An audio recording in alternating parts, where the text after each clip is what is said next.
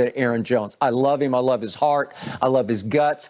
I just love the way he scratches and claws. Right. So he always scares me because he grew up a Cowboy fan in El Paso, and he always torments my Dallas Cowboys. Again, they ran 31 for 208. So him and Dillon, they can control the clock. Now, you let Green Bay control the clock for 38 minutes, you're going to lose. I got it. And by the way, Jonathan Hankins did play for my team yesterday. I couldn't tell. Played limited snaps. I could tell he had 3 solo tackles. That's a pretty good start. For okay, but for 240 yards, I can't defend that.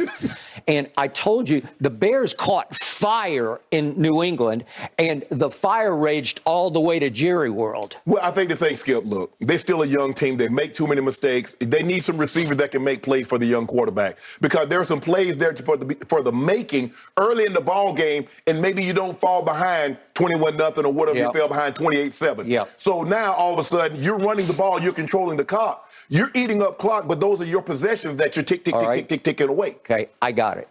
Now I'm going to explain to you why we will wreak revenge on the Philadelphia Eagles when they visit on Christmas Eve and my team gives me an early Christmas present. We will wreak revenge because we are loaded on both sides of the ball. I can't defend, can't stop the run. I don't get it because we're so athletic on defense. We're so fast. We're so quick. We got Wolf Hunter. We got Micah, obviously, who still doesn't quite have his man body yet and gets blown off the ball too much. But the point is, my defense will take the ball away, and sometimes you can save the day by taking it away when they run it down your throat. But when you least expect it, Wolf Hunter will pop one loose, and all of a sudden, Micah will pick it up, and this was the spectacular play of the game. I don't know what Justin Fields was thinking. He said, well, I never tackle anybody down the field. So you don't have to tackle him, just touch him. He's on the ground. And he hurled him. And I still think he might have brushed him with his foot across his helmet. But here's that play, and that was Wolf Hunter who made that takeaway, and that's what we do now. We are coming. Yep. And by the way, Micah looked like a running back on this play. You could tell he was a running back in high school. Okay, maybe we should use him occasionally on offense. No, you best now, you get everybody fired, you get that guy hurt running the football. Speaking of running back, this was monumental yesterday. This was significant. This was a watershed day. This was a turning point because you saw and I saw what Tony Pollard does in electrifying that offense. You know and I know he renders Zeke almost like standing still. It's like Zeke has become a plow horse to the thoroughbred who is the quote-unquote backup back. Shannon, I've seen enough. I'm sorry. Going forward, even we're going to get deeper into this a little later, but even though Jerry said, we still go as Zeke goes, and even though McCarthy said, they're both ones. It's like a 1A and a 1A at running. No. You know and I know what we saw. If we could see the 3 touchdown runs by Tony Pollard, it's just spectacular. The whole offense has different life. It has different momentum. Look at the cuts. Yeah, look he's a lot shiftier than Zeke. He's so shifty. And by the way, he doesn't mind running between the tackles. He just does it differently. He doesn't run two contacts. Zeke is definitely not making this run. On this 54-yarder, I thought he was down twice in the backfield. And the next thing I know, look up and he's gone. Yeah. Okay. Zeke is definitely not getting that one. Okay, that's Tony Pollard, who runs stronger than you think he does. He's put together. I don't know what he goes, 205-ish in that range. Yeah. But he can also catch it, and Zeke has become a non-factor. He used to be big factor. He used to be, obviously, Dak's security blanket. He doesn't even catch the ball anymore. I'm tired of trying to establish the run with Ezekiel Elliott. I've loved him, and I still love him as a guy. But in the end, Shannon, they come out. Let's establish the run. 0 yards, 1 yard, 0 yards, -1, 2 yards, -1, 0. It's plow horse. You know and I know it looks like he's still running in Cabo San. Skip, I don't want you to have overreaction Monday because what Tony Pollard did was extremely impressive. But let's not overvalue the Bears because I think you're looking at what you saw on Monday night, and then you saw how they took apart the Patriots, and then you come out here, and then now all of a sudden you think they're the 85 Bears. Tony Pollard was impressive, but he still only had 14 carries. I think they're doing a great job. He's the explosive back. Zeke is the tough yardage 3rd and 1, 4th and 1, the ball is on the goal line, he's going to plow it into the end zone. I believe there's a space for both guys, but I don't want to get overexcited and says, okay, now there's not a place for Zeke and Tony Pollard is the guy, because I don't believe Tony Pollard is going to be able to give you 20, 25 carries like Zeke could. Now maybe, Skip, neither guy can give you 20, 25 carries anymore. So now maybe it's split 30 carries or 35 carries. One guy gets 20, the other guy gets 15, 17, something of that nature. But I still believe Zeke adds value and going to give you value. But I'm just not ready to, like, abandon Zeke totally as you are. My offense looks like it's in slow motion with Ezekiel Elliott running the football. We depend so mightily on play action that the play action really works when you have a home run hitter back there that you can fake to, and the whole defense just stops cold like, oh, my God, we got to plant our feet. We got to get ready.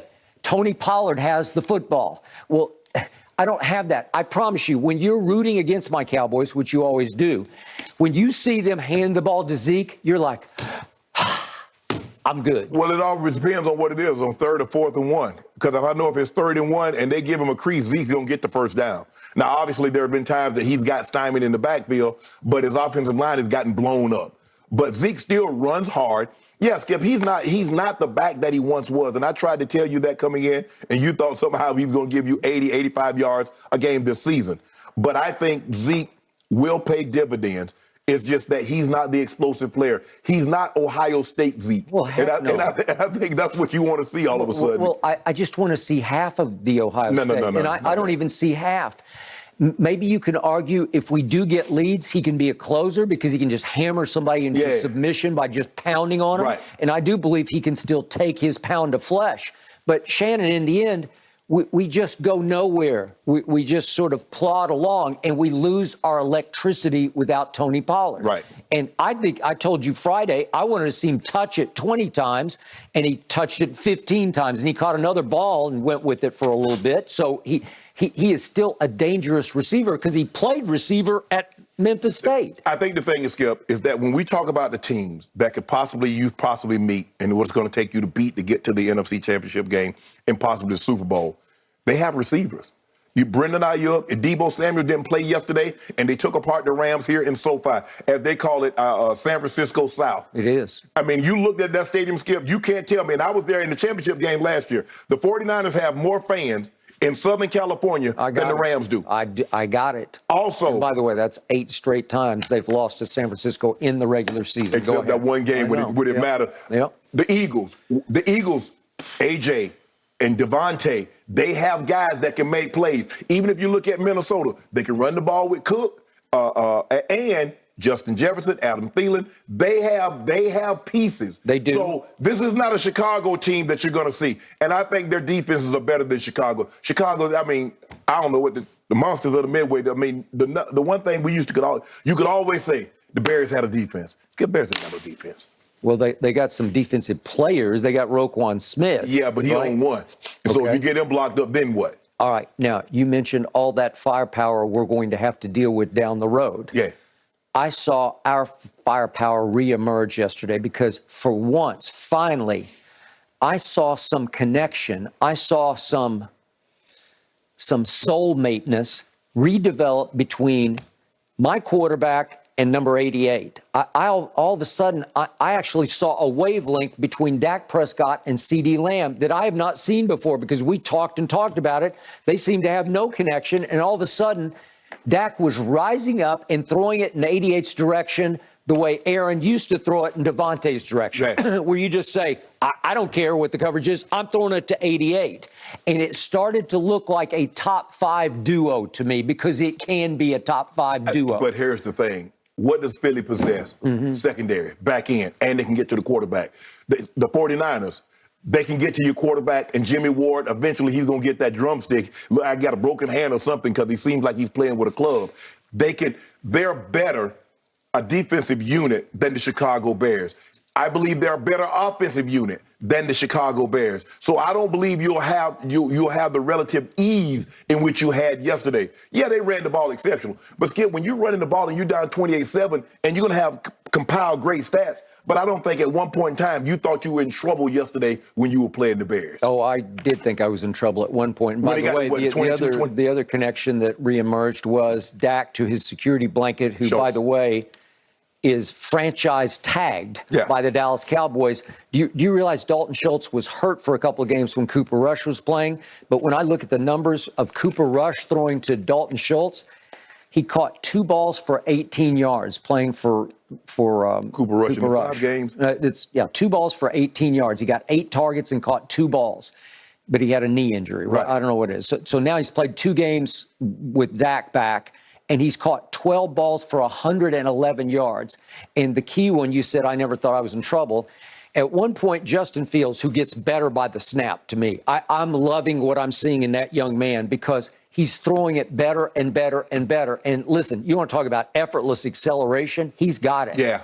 But Skip, you know what concerns me? And I don't know if it's a scheme thing or he's not reading it. But Skip, you can't keep taking these shots to the face. D-Law hit him again in his mouth on the 2-point play. You can't keep... Oh, yeah. He just went deer in headlights. Yeah. But he said he looked up and saw cover 0 and didn't know what to do, and he just froze. What the hell you mean? I don't know. It's a 2-point try. What do you mean you saw cover 0, you don't know what to do? Okay, I got it. But let's go to that flashpoint moment because they had just cut it to 28-23, and there's like 9:47 left in the third quarter. It's 28-23, and they should have just... Why would you go for 2? I don't get it. I know the book says. No, what's the circumstance say? It's a momentum just killer. Keep your momentum. It kills your momentum. The point and make it 28-24, and they go for 2, and he just freezes cold. I'm frozen, and D-Law just smashed him. Skip, you can't. He didn't even make a move. And here's the thing, Skip.